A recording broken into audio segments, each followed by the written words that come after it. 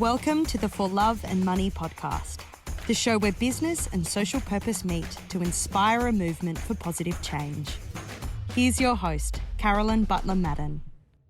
Welcome to the latest episode of the For Love and Money podcast, and I'm super excited to introduce you to my next guest. We've just been talking and oh my God, her energy is electric.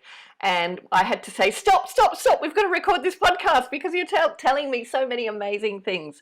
So let me introduce you to Yaz. Yaz is the founder and Chief Evangelist of the award-winning circular economy enterprise Circonomy. An entrepreneur of impact and a circular economy pioneer in Australia, Yaz recently closed a $4 million equity capital raise to expand nationally with Officeworks as a key investor and shareholder. Together, through expansion of reuse, repair, resource recovery and recommerce initiatives, Yaz is thrilled to work with partners and investors to bring the next phase of growth, seeing her Circonomy vision come to life. Yaz, welcome to the For Love and Money podcast. Thank you so much for joining us. Thank you. It's awesome to be here. I can't wait to get into your backstory, but before we do, what do you think is the role of love in business? Wow. Oh my gosh, I get so excited just thinking about this. I accidentally once said, and now I roll with it because I didn't realize how well it summarized how I felt about love in business. But I was on stage at the CEO inaugural event years ago, and now it's formerly CEO, now known as Correlus. And I had to get up on stage and talk about my business. And my business logo at the time was a big love heart. And just out of my mouth sprouted, love is the next disruptor in business.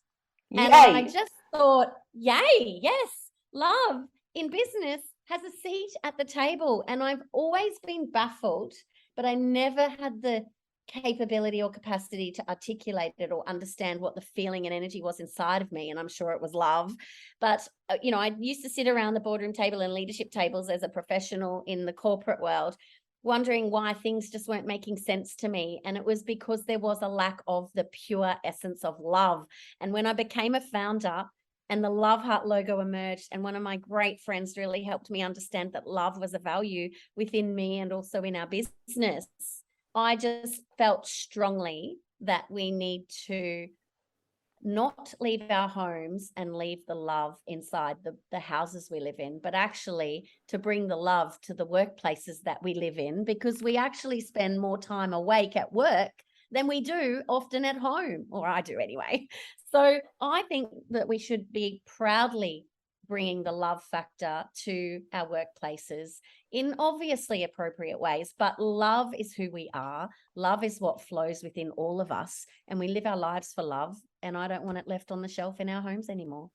Oh, that is beautiful. And I'll pull out something you said, love was a value in me and my business, when you reflected on when you worked in corporates. And yes, I mean, it is so simple, and love is really a value in most people. It is. And a really important one. So why would you leave it at home, as you say? Why would you not bring it into the workplace? Why would you not look for it in a workplace?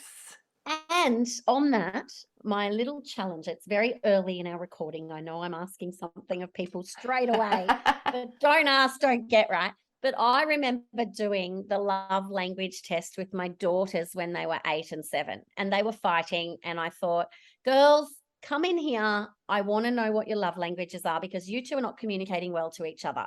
So one was trying to hug the other was trying to beat her up for trying to hug her. And I just could feel that I could discover something through them at that moment. So they did the love language test many years ago. It was 8 or 9 years ago now. And what was discovered was, the eldest daughter, her love language was physical touch. The younger daughter, her language was at the time words of affirmation. And I explained to them that my love language was quality time. Their dad's love language was acts of service, and that in our house, there are 5 love languages, and 4 of us have a primary love language that differs from the other. So to understand one another, I explained how each of the love languages worked. Anyway, long story short, they had a fight a few weeks later, and the outcome was vastly different. And it triggered the love for me in business. And the vastly different nature was daughter one was fighting with daughter two, same as the weeks before. But as daughter one stopped and stomped up the stairs, the fight seemed to be resolved. But then she shouted to her sister, "Come upstairs." Anyway, the younger daughter stomped up the stairs, but as she started to stomp, she stopped.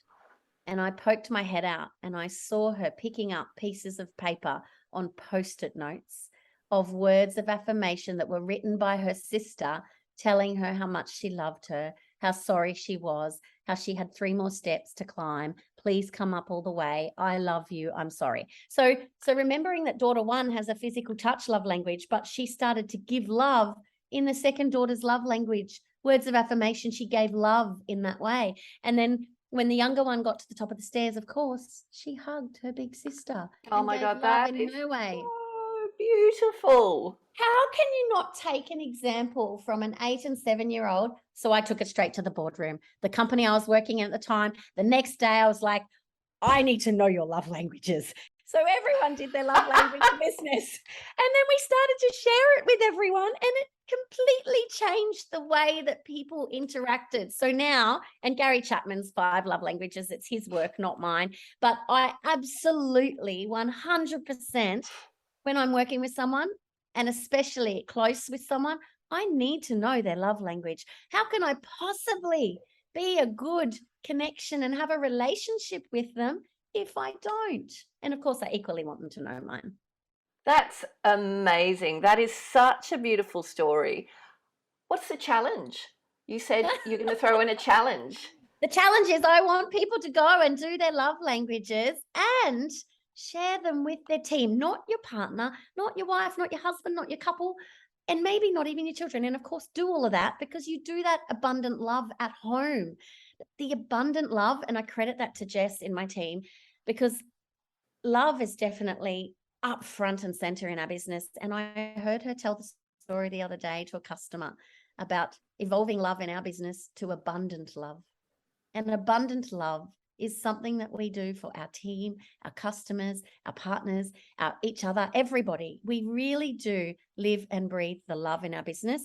And knowing it's awkward, right? So first of all, it's a challenge to ask your team members or your colleagues to do their love languages and to get them to expose that to you because it feels very intimate. But this level of relationship and connection can exist at work without, crossing bounds of inappropriateness, right? It's professional. Love is not something to be ashamed about, and we've got to start living and breathing it in our work every day. That's brilliant. Love is not something to be ashamed of. Yes, in fact, bring it to the table and it will unleash incredible energy, innovation, agility, resilience. Yes. Everything that, workplaces are crying out for.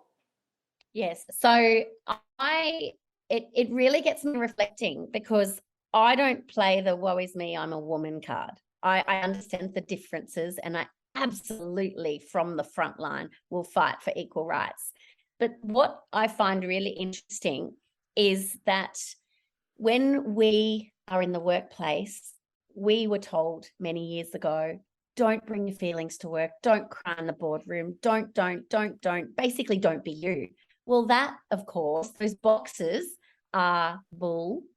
And this is where the bounds of the strength of our natural state and energy flow of being a woman and having the emotion is actually to bring to the table, because we evoke that so naturally and our energy is so pure that actually it's not that women are missing from the boardroom and the businesses, it's that our energy is missing. So it's about bringing our tears, our fears, and really being okay that we might not make a pretty face when we react to something because we're appalled at what was said. And that is okay and safe to be our natural selves.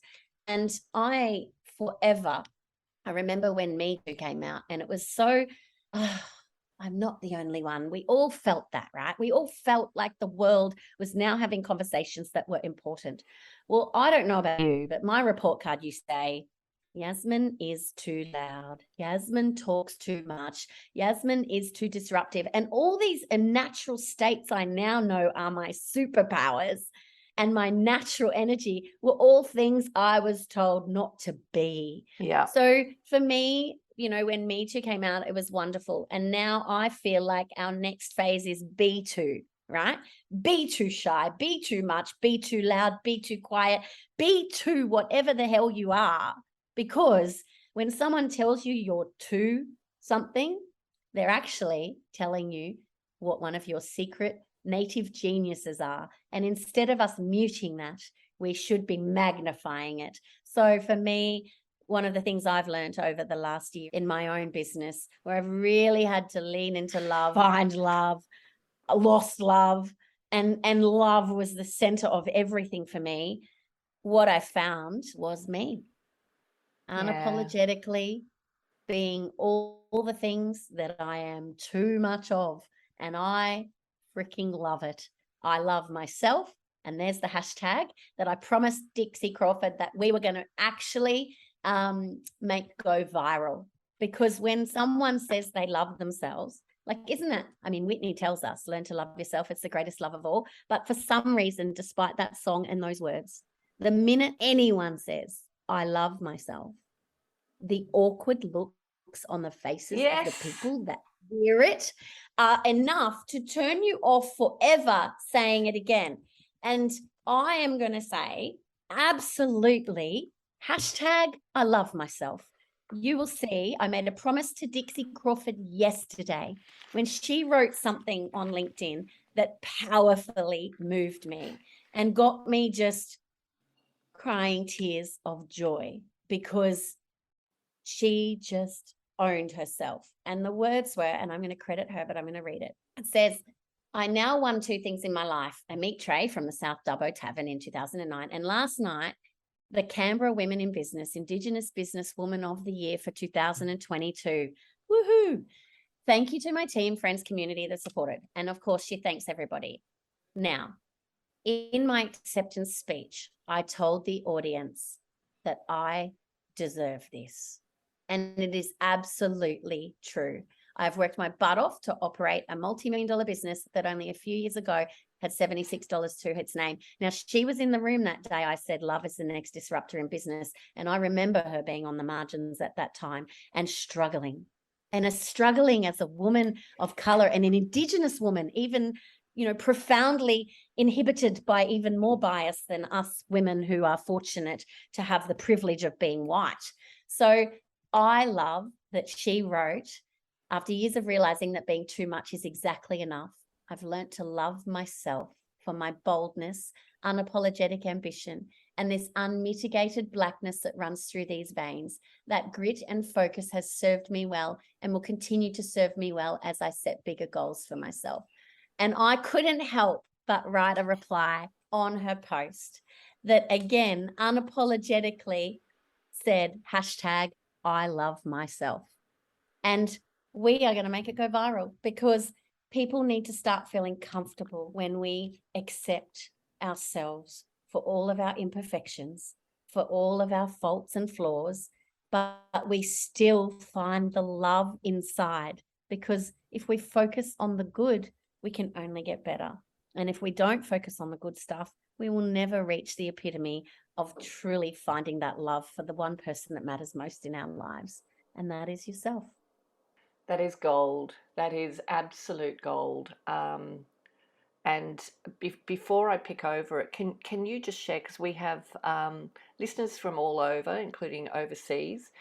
Can you just let our listeners know who Dixie Crawford is? Yes, absolutely. So Dixie Crawford is one of the most incredible women you will ever meet. She's actually an Aboriginal engagement consultant. That is her role. She just won Canberra Indigenous Woman of the Year, and she's absolutely all about leadership. And she is a strong voice for women in this country. And of course, our Aboriginal and Torres Strait Islanders are the oldest living people in the world. 60,000 years. This woman, her power inside is just multiple generations of knowledge and storytelling. And I just soak up the essence of this woman. Anytime she speaks, I know that I'm not just hearing her voice. I'm hearing the voice of thousands of years of knowledge that have passed down through her Indigenous culture. And I know that it's such a privilege to live in this country and have the capacity to learn from people like Dixie. Absolutely. Absolutely. And thank you for that. And just going back to what you were talking about, this idea of loving yourself, valuing yourself, owning it. Yeah, it goes against the rules of what we've been conditioned to accept. It does. The grooming of society, right? To present a certain face that isn't yours. No. You know, you channel certain things to present that face. Yeah. And you hide, even showing up with, speaking up. It's like, how am I going to be judged if I say this? How do I say this in a way that is acceptable? And it's so interesting that we have such a society has been groomed and shaped to present a certain face, which obviously lacks diversity, obviously lacks the balance between female energy and male energy, but beyond that actually lacks all the different types of unique energies that people bring to the table. Yeah, it really does. And I have to admit to you that I had a moment that probably really changed my life, or made me realize that my life was going to change, although I didn't admit it to myself at the time. I get told often, gee, you're confident for a woman. Gee, you're bold. And I am all those things, right? I am confident. I back myself in it. I'm far from arrogant. I can tell you I'm self-assured and I have great self-awareness, and I know I'm bold and I know it's brash at times, but I really like to just cut through the clutter and just be real, right? That's important to me. It's one of my values. I just want to speak the truth. And sometimes the truth hurts. My mum told me that when I was young. The truth hurts. The truth hurts. Well, that's saying you get taught when you're growing up. Of course the truth hurts. But I don't want to deliver truth in a hurtful way. But I also don't want to pretend I feel something that is not true. So I remember saying once, I was in a conversation with my former husband. I am openly quite comfortable talking about my separation. So my former husband, who's a wonderful man, and I have nothing but good things to say about him. But I remember this experience that I had, and I saw the look on his face and heard the words. And it's not offensive at all to him for me to tell this story, but I want to share the reaction, which is the reaction. His representation and reaction is a representation of all reactions I get, or other that we all get. And I said something to him, like, we were having a little argument, and we were verbally bashing each other probably at the time. And I said something like, I really actually love myself. I'm sorry you feel that way, but I really love myself. And his response was, gee, you have tickets on yourself. And I was like, oh my God, this man I love thinks that. Like, that's not okay. And it wasn't about that moment or him, but it was about the fact that he felt so comfortable telling me what everyone else thinks when they hear it. And I'm so grateful and appreciative for that moment in my life with him, because what he taught me, I didn't even take it as a personal thing. What he taught me was, this is how people feel, Yaz, when you say that. This is people's raw reaction. And he verbalized the raw reaction. And I thought, I have to do something with that reaction. I need to try to understand why on earth we are taught. There are poems and books and scriptures and songs, and we get into them and we sing them like we're powerful, and we read them so profoundly, and we feel it all inside, and then we lock it inside.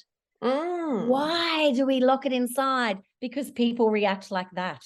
Well, I actually think it's time for us to start innovating and getting the early adopters, and those of us who are crazy, like Dixie, myself, you, and others. Why are we not just proudly and loudly saying, I love myself? And it's okay. It doesn't mean you're not flawed.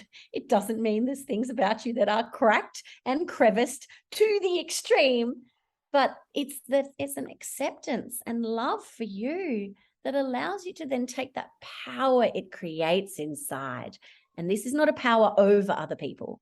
This is a power within yourself to then go and use that power as a force for good, to make impact, to make money, to make love, to make all of these things we are supposed to do in life.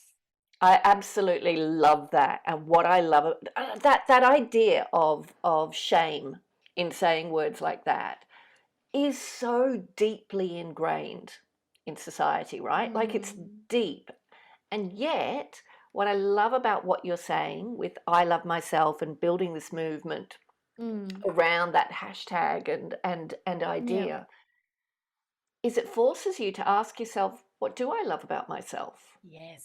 It gives you permission to actually ask that question of yourself and go inside and think about it and reflect on it. What are the things about me that allow me to love myself? And it's only when you do that that you start thinking about your superpowers. Yes. You know, the things that you actually really truly value about yourself. And once you can actually value them, only then can you start thinking about how others might be able to value them as well. Absolutely. And I think, you know, there's a saying and we can adopt it and adapt it to be more about you rather than things. But in my business, I use this quote often, and I'll need to get the person's name, but it says, we buy things we don't need with money we don't have to impress people we don't like. Just let that hit home for a moment. We buy things we don't need with money we don't have to impress people we don't like. Deep, right? And I'm going to just look at it up right now because it's really important that I credit the person that said it. And I'm going to have to find that, right? So we'll put it in the show notes. We'll put it in the show notes, yes. So the key for me is there's actually a similar mantra for us, right? So who are we? Who are you? And that's an important thing. So who are you? And I'll preface it with this. When I meet people at networking events or at a school thing, wherever, people go, oh, hi, I'm Yaz.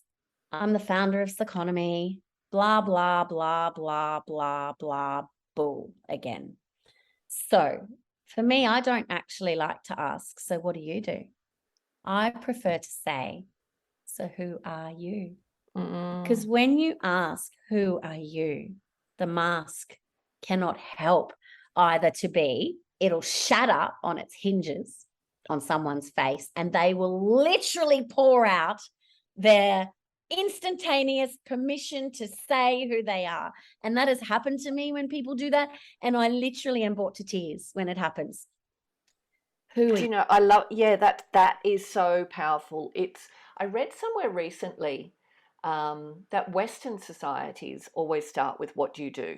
And I know my husband, who's from Montenegro, which is in the former Yugoslavia, when we came here together like 25, 30 years ago, whatever it was back then. But he noticed it straight away and he was like, what does it matter what you do? Isn't it who you are? And I read somewhere that I think other societies, Asian societies, they always ask, who are your family? Like they want to know about the family background, right? Yes. Which is interesting. But who are you? Yes. This goes to identity, which is one of my favorite themes, particularly when it comes to business, work, and love in business or purpose in business. We all know about Start With Why, which was amazing when Simon Sinek first shared that with us back in the day. But today it's different. You know, today our circumstances rely on the environment we live in, the context of the environment we live in, and what it needs us to do, right? And that doesn't start with why. It starts with who. Who. It does. It all starts starts with with who you are. It does. And I'm looking, right? Like I'm looking at my whiteboard right now and it says, I am Yaz, which, you know, we talked about off mic before. I am Yaz. And following my separation, my surname's Grigalinis, right? It's a great surname. It's my kid's surname. It was my surname for 23 years. And it doesn't feel like me anymore because I'm not married or in the process of not being married. And so I really sat there and whiteboarded my identity. Who am I? And it all came back to I am Yaz, because I introduced myself as I am Yaz, and now I own iamyaz.com. Don't look it up yet. Or well, you can look it up, but I don't have the website yet.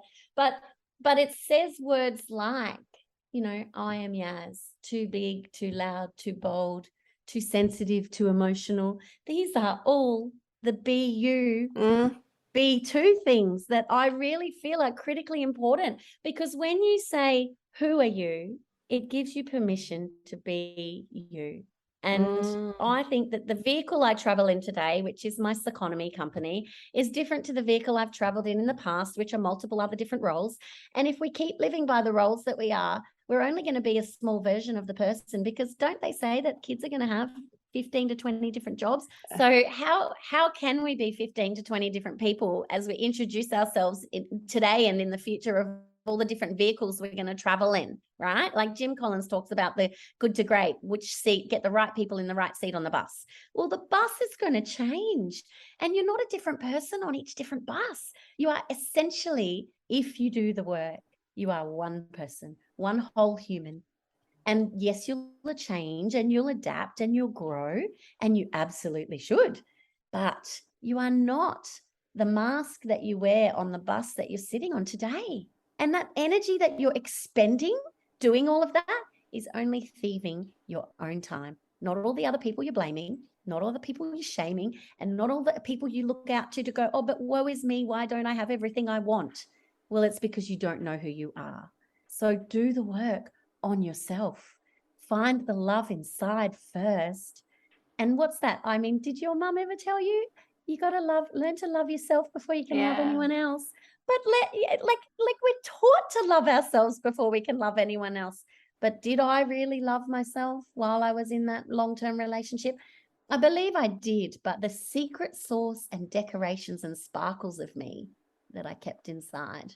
And so while I loved her, I didn't see her very often. And so I was just like a plain cake, nice in the cupboard, you know, delicious, and, you know, devour the cake because it's nice. It's a good cake, right? I'm a good cake. I'm happy to say that. But all my decorations that made me uniquely me, the total most beautiful person, and I'm not talking about the outside, but the most beautiful person on the inside of me, she was just slightly dimmed enough to steal my whole human away from me until I did the work. And I just feel like I was fortunate because my business is unashamedly about love and impact. And therefore, I could not escape it when I went to work. And that's why I'm so passionate about love being the next disruptor in business, because it will help us love ourselves more authentically. Wow. Yeah, oh my God. So just the secret sauce and decorations and sparkle of me that make me uniquely me.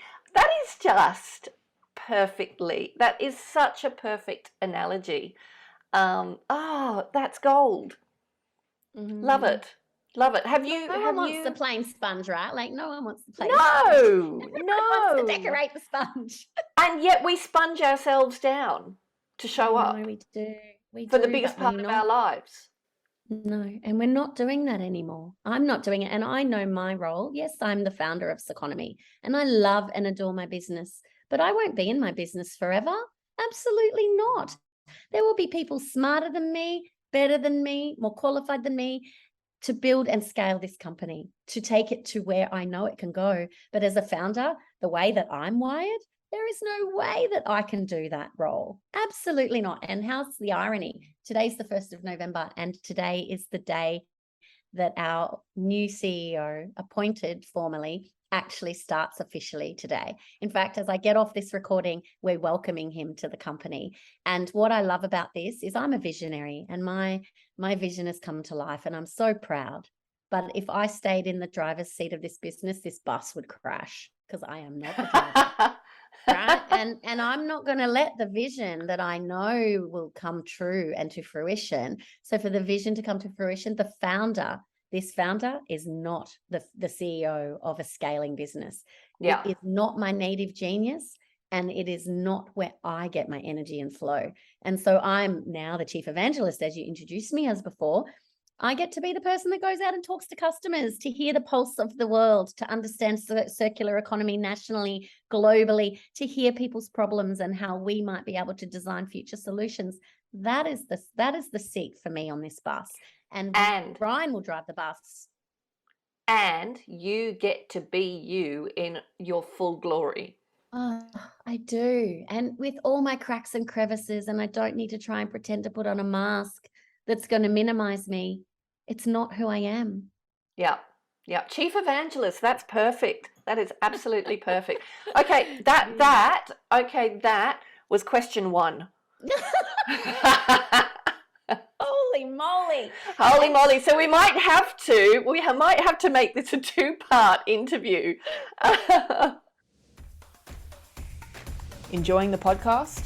If you're looking for more inspiration, head to our website, thecauseeffects.com.au, for more resources on how you can start using your business as a force for good. Or buy the For Love and Money book. Every copy sold allows us to protect 1 square metre of rainforest. Help us save 10,000 square metres by 2025. So, all right, brilliant. Circonomy. Can you share a bit of your backstory that has led to Circonomy, which has only just recently launched, right? Yes. Yeah. Well, the secret is actually like world's biggest garage sales, how the business started. And I sit here with the badge on, right? I always wear the Love Heart badge to honor our roots of where we came from. And the world's biggest garage sale actually started out of wanting to have a garage sale to raise money for charity, because I was training in a tri squad at the time and we wanted to raise money for Smiling for Smitty through the Marta Foundation, right? And so I thought, how do you raise money without asking people for money? Because I could feel the donor fatigue. People were sick of cupcakes and brownies and raffles. And so I decided to have a garage sale, call it the world's biggest garage sale, and everybody gave me all their stuff. And the stuff I was getting to sell at this garage sale was not the things being put in charity bins, right? Because it was higher quality dormant goods is what I called it at the time. Anyway, long story short, we did $15,000 at that first ever world's biggest garage sale. Amazing. 2013, right? So it's almost 10 years. But all I could think of when I had 10 grand stuffed down my pants was, how do we do this better next year? And so I was instantly already hooked. I'm unstoppable, right? Once I get an energy for something, I just can't stop. So the next year I took a month off my job, built the next world's biggest garage sale. We did a single day event. We raised $60,000, gave it all away. The next year we did the same again, raised almost $100,000, gave it all away. And then I thought to myself, I could hear the customers saying, will you ever do this as a job? Would you create jobs? Instead of using volunteers, how could you do this permanently? And they were asking me the questions that I then asked myself. So in 2017, I quit my job, no plan B, and just decided that I was going to build this company called the world's biggest garage sale. I had no business plan, no business canvas. I mean, I have business acumen and knowledge, of course, but I just knew inside, I felt the energy. I thought this circular economy thing, this is the big deal. All these goods that the charities aren't getting, this is a big deal. How do we get more of this stuff out of people's homes, out of businesses' cupboards, off the shelves, and actually making money so we can make impact, and not just, money for putting things in bins that then eventually ends up going into landfill. So I just felt that there was this middle market to be tapped into, and I wanted to basically take that market and understand how far we could take it. So world's biggest garage sale started in 2017, but interestingly, as we started to apply for an accelerator program in 2018, I didn't feel like world's biggest garage sale really refined what we were and who we are enough. I thought we would outgrow the name. And remembering I was only in business officially for 9 months at this time, but in May, literally 9 months, like a baby, after the business was started in May 2018, I actually created the brand Circonomy. And I registered the brand and I just kept it on a shelf. because I knew one day we would use that brand. And the reason I knew it is because I could feel, I was going to all these events talking about circular economy, getting up on stage, pitching my pants off, and people were still saying circular what? And I knew it was a $4.5 trillion industry. I'm like, what do you mean circular what? And as I was even hashtagging, tweeting, you couldn't ever, nothing trended with circular economy. So I thought, well, before this thing trends, I'm going to go and create a new word and create a new brand. And eventually, Circonomy would be the visionary brand of who we are. And of course, following our capital raise recently, it really gave us the space and time to be able to refine the vision, to bring it to life, and to really now set the goals for the next 5 years of being able to be, like, globally, we have a waste problem. We know that the future is circular. And for us, we innovate this new economy as Circonomy. That's incredible. So within 8 months of actually starting the business, you understood that the brand name didn't fit the bigger picture of what you were trying to achieve. Absolutely. Yeah, wow. Okay. And so fast forward to today, and I know Officeworks is involved. So what actually led to that transition? Oh, it's such a beautiful story, actually. It was in 2019 we started working with Officeworks to solve their waste problems, right? Like, they are an amazing purpose-led business, even though they're listed on the stock exchange and the biggest, office supplier in this country. They were really passionate about sustainability and did not want products that were slightly imperfect or returns going to landfill.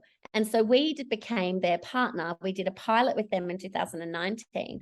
And the pilot was just so beautifully timed. I suppose the message from me, for founders or entrepreneurs or even intrapreneurs out there, if you have an idea and you really feel the energy of that idea in what I call the hut, which is your heart and your gut, not your head, because the head often talks us out of things. But if your hut says yes, I knew that we needed to have an event to prove that all this stock we were getting given at the time, what we called surprise chain, I wanted to turn surprise chain into supply chain. So we held an event, and the event was scheduled in March 2020. How's the irony? Literally the Saturday before the world shut down. Now, if we didn't say yes and have that event on that day, and if it was 1 week later, we never would have been able to bring that pilot to life, and we wouldn't have the partnership we have today with Officeworks. But they were our customer for 3.5 years, and we serviced them and reduced their waste, diverted 98% of the product that was coming through our surprise chain warehouse. And when we were able to demonstrate both commercial and community impact and value for purpose and for prosperity, as we were raising capital, it was a natural progression for Officeworks to take a look at our pitch deck. And I have to admit, I was minutely embarrassed, because when they asked to see the pitch deck, I wasn't actually thinking about them to invest at this phase. But of course, that was a silly move on my part. But they asked to see the pitch deck, and I had to say to my contact, I'm like, yeah, that I'm happy to send you the pitch deck, but I just need to tell you in advance that I've kind of got a slide in there that says we're going to get Wesfarmers, because Officeworks is a Wesfarmers brand. And I had this hockey stick saying, 3-year pilot with Officeworks, then we're going to get Kmart, Target, Catch, Bunnings, Wesfarmers. And I have to admit, I was a bit embarrassed. I thought, shit, should I pull that slide out?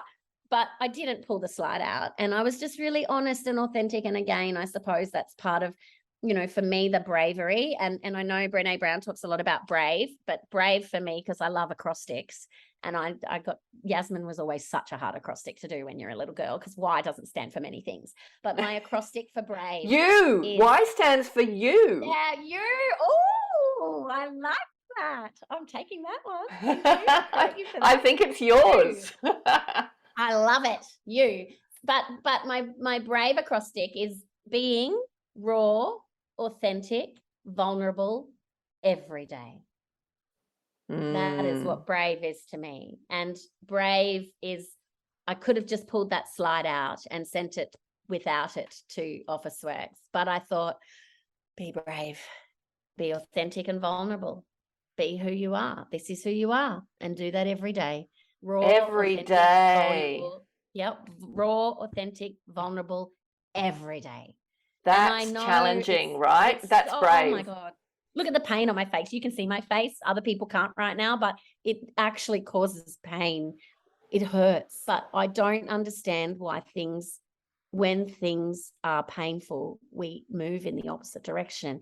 Yet when we work through the pain, that is when we have the most gain. So I wish I could help people understand that the pain is where you gain. And I've had a lot of experiences in my own life, personally and professionally, that make me literally want to my mouth when I think about it. But I just know that because I didn't turn the other way and walk away from the hard, that when I worked through the pain and the hard and the hell, it actually is growth.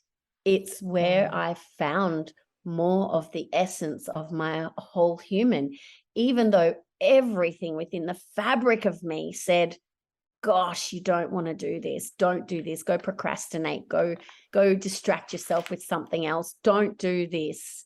You don't deserve it. You don't want to. These are all that we all have the voices in our heads. Don't pretend we don't. But I just have this way, and I don't know how. I do not know yet. Actually, I think I'm starting to piece it together, but that's a whole other podcast, right? But I have this way of knowing inside my head, of almost being able to be a drone, looking down at myself, Truman style, and just saying, Yaz, you actually need to go do the hard thing. Just get over it. Stop wasting time. Tick tock, those seconds are gone. 168 hours a week. I got taught that by Graham Evans, one of my managers, when I was a young woman in the corporate world. Everyone has 168 hours. Oprah, Greta, Elon, everyone, every single one of us, Beyonce, anybody else that you insert their name here if you admire them or think they're killing it. 168 hours a week. How much of that time are you stealing from yourself? Because you are the thief.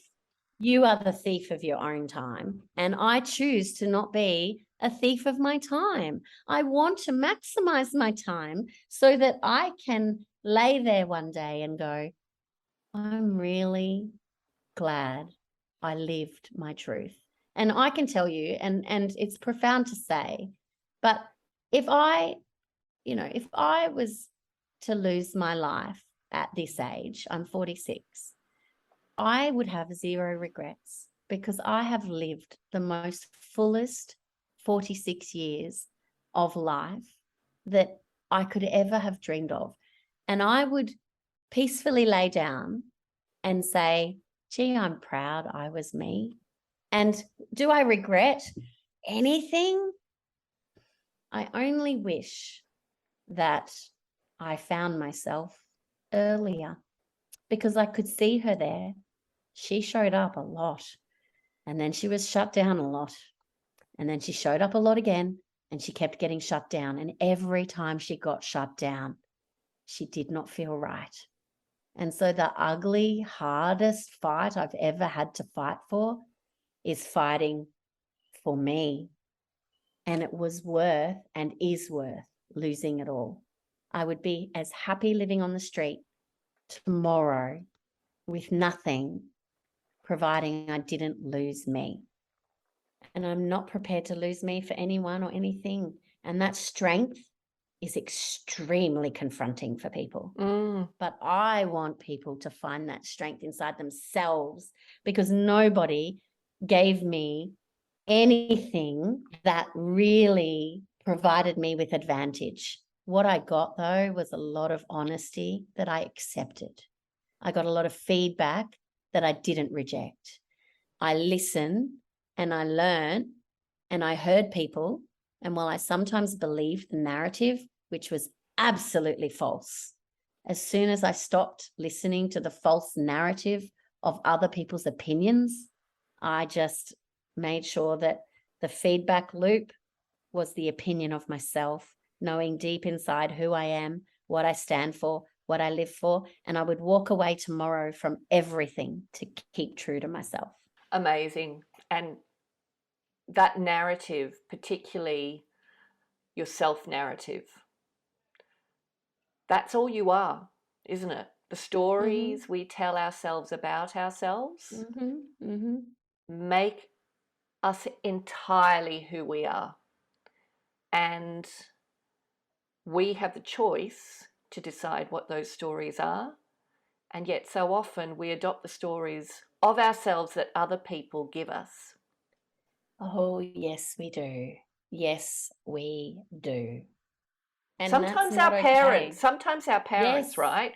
And they're not necessarily doing it, you know, in a negative way, but they see a part of their child, and that's the part they want to see. They don't necessarily see another part of that child. And yet so many of us, and I've fallen into the trap, until I realized it was like, but actually that's not who I am. Yeah, That's no, not who I am. that is so true. I remember a moment when I was young, and it's no offense to my family or upbringing. I had an amazingly loving family. But I remember there was words, and I did this during some deep self-work recently. And the words were, I think I was maybe 9 at the time. Tone it down, Yaz. Tone it down. And I was a very good girl, and I didn't break many rules. I stretched boundaries. Of course I did. I'm absolutely got energy inside of me that takes things to the fringes. But I was imprinted with this tone it down. And then my report said the same. And I got this narrative, like, just make yourself a little bit less bright. Don't shine your light. It's going to burn people's eyes. And so when I became a parent, and then I learned all these, you know, more things about myself, I almost had this habit of thinking that I was going to have this type of children because this is like who I am. My children will be like this. My children are nothing like I expected. And it is the greatest gift I've ever been given. I learned so much from them, and I am actually an amazing mother because I give my children permission to be all of themselves, no matter how it is at times. Yes. It drives me mad. And sometimes I react like my mother, and it's not okay. But, you know, I pull myself up, and I had a moment last night. My daughter, she's 16. She jumped in my bed, and we just had beautiful conversations. And I sat there and appreciated that she feels so comfortable being her whole human. And that is the gift I want to give to the world, to let people feel that being the whole human that you are, with all your imperfections, because we all have them, just like all the products that come through my business imperfect, we are all imperfect, but we should not be putting us in waste piles and in landfill because of our imperfections. We actually need to soak up the essence of all of these imperfections to see the true beauty of all that we are. And my daughter drives me crazy. Both of them do. And I want to sometimes just punch myself in the face at how on earth I didn't get children like I expected. But it's a gift. Yeah. I changed the narrative to, I didn't get children like I expected. And what a growth, very painful at times, but what a growth journey that has been for me as a mother, as a leader, and as a friend. I see as my children become adults, we will absolutely have beautiful relationship.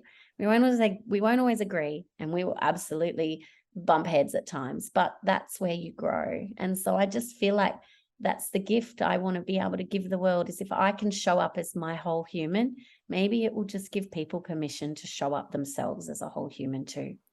Yes, and it goes to the heart of, I saw a statement on the Circonomy website, which was a vision, right? Which is a world where nothing useful goes to waste, including human potential. Human potential. I know.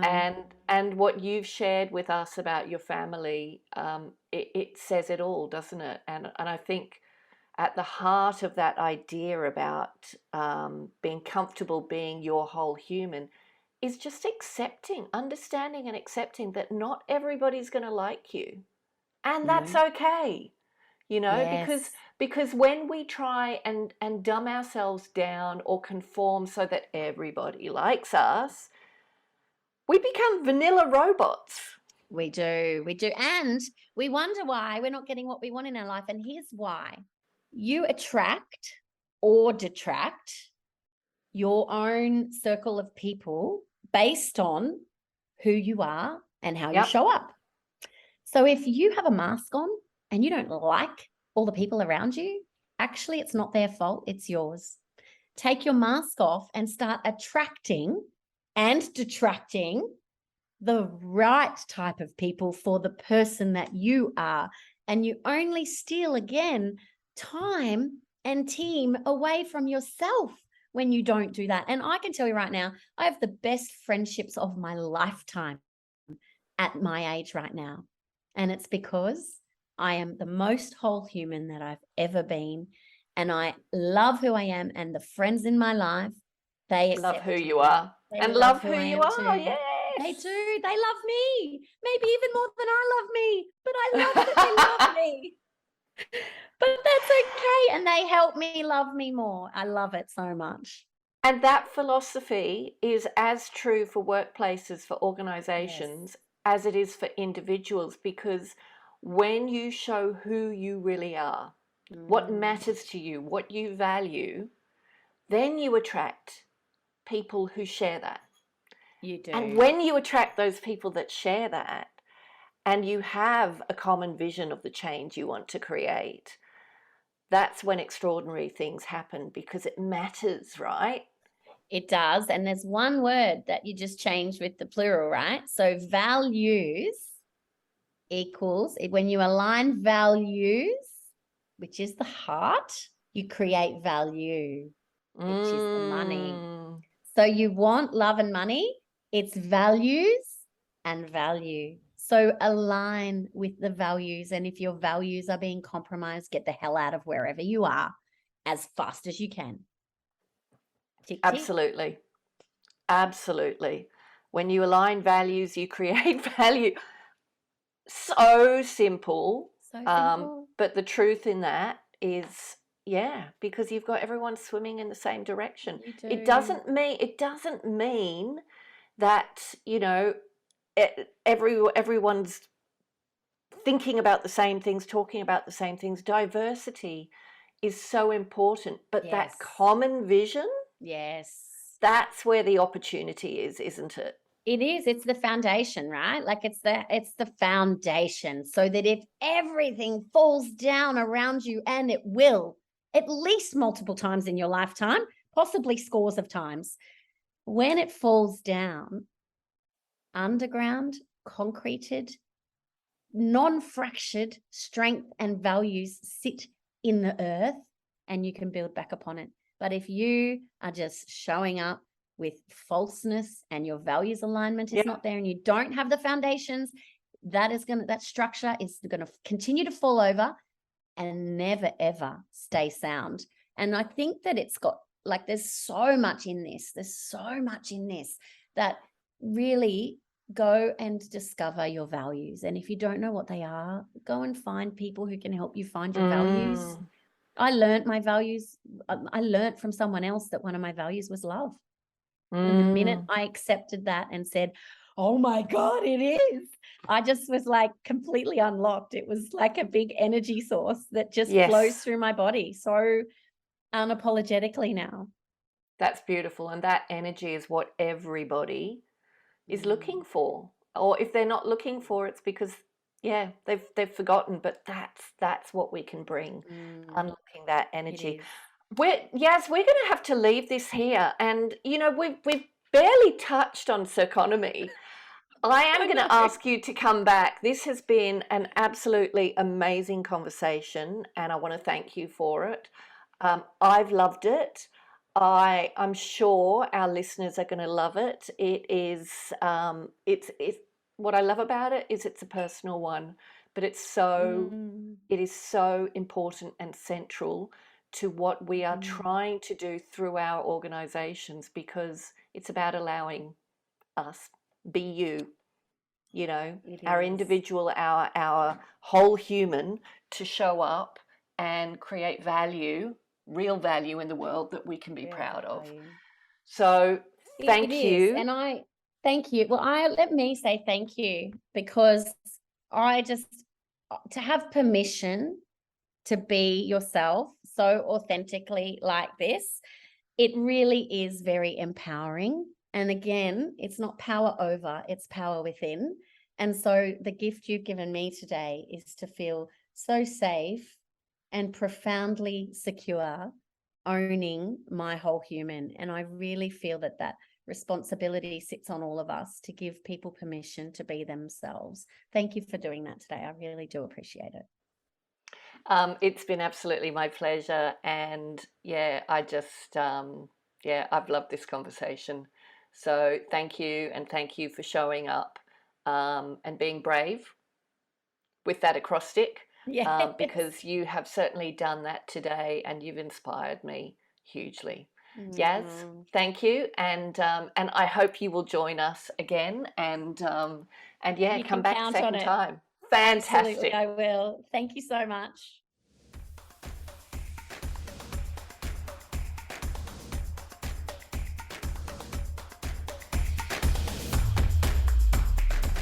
Thanks for listening to this episode of the For Love and Money podcast.